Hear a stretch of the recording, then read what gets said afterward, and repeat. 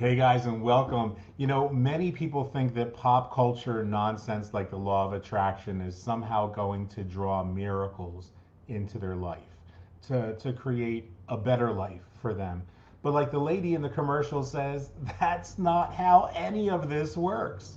In today's Mind Shift, we're going to suggest that we stop waiting for miracles, and we're going to talk about why in just a minute.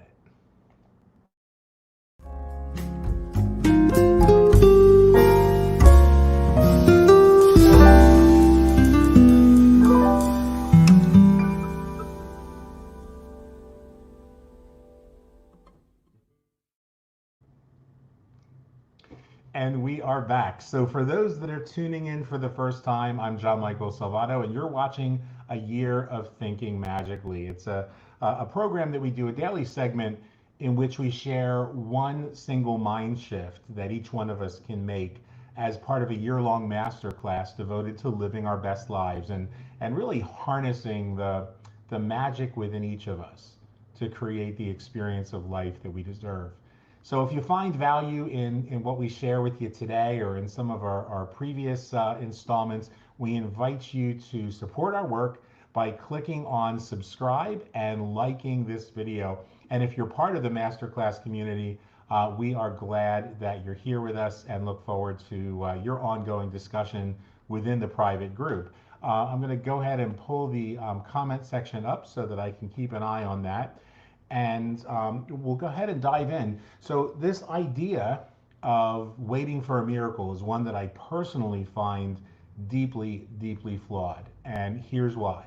Now, it's not my intention to offend anybody or to challenge anybody's religious beliefs or pop culture beliefs or anything like that. It's just my desire to challenge you to think for a moment, because if we're not willing to think about the things that we believe, then we are going to become stagnated in our personal development, in our spirituality, in our psychological growth, in our maturity in general.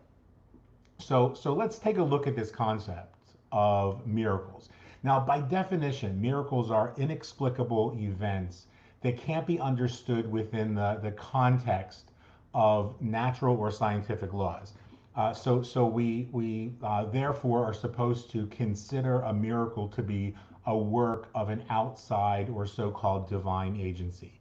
Now, to me, that's really deeply disturbing, and it's borders on delusional, that some outside force controls us and our experiences of life. It's from my perspective, that's the foundation that serves as the premise of victimhood.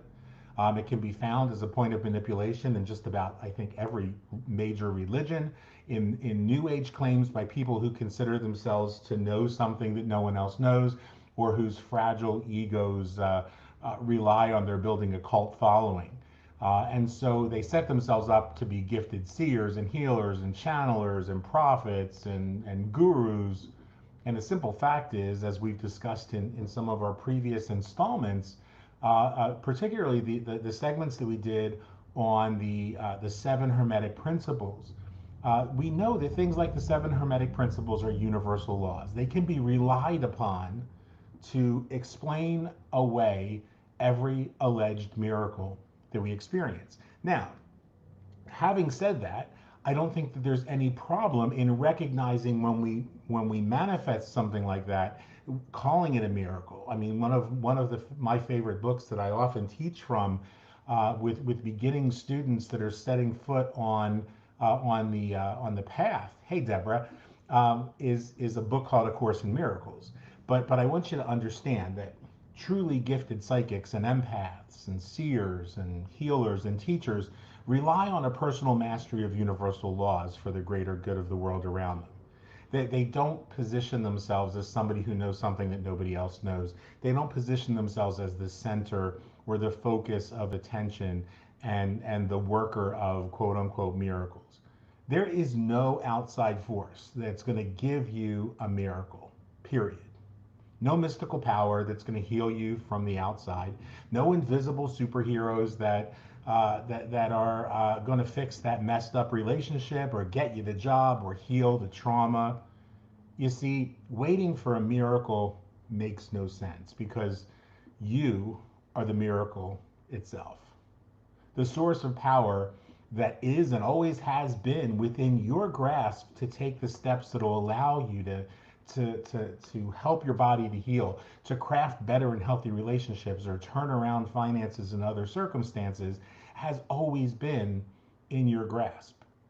And so that's today's mind shift, to shift from waiting for that miracle to the recognition of being the source of every miracle in our own lives, because we are the miracle. Or as Gandhi put it, we're the ones that we've been waiting for. So, guys, that's what I've got for you today. We try to keep these reflections short and concise. We try to keep them, especially during the holiday season, we're trying to keep them short enough for you to be able to tune in and get value from them and apply them to your life. And that's the most important part. You see, the reason most people will wait for a miracle or would rather wait for a miracle is it gives them an excuse for doing nothing. It gives them an excuse for staying a victim. It gives them an excuse for remaining stagnant, because otherwise they're going to have to take action. And as Ellen just put out there, that aha moments are the miracles. And that's really, really well put. And thanks for sharing that, Ellen.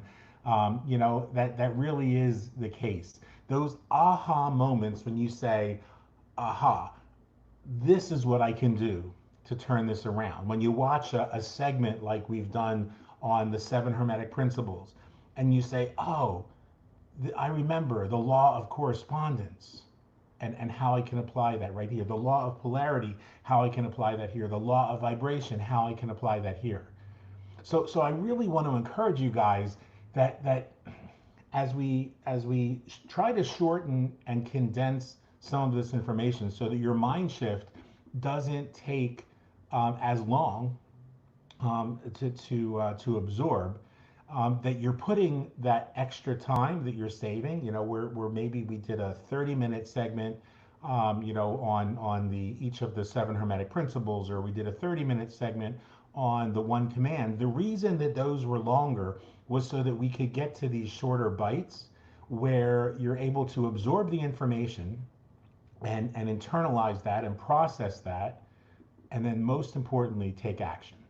So we're building constantly upon what we've previously done, and that's why some of these things fall in almost a sequence that where you can see, okay, so I know now that power is mine, that power is within me, that power is circulating in me, through me, and all around me, and that the miracles aren't something that takes place from external forces. They are a part of who I am.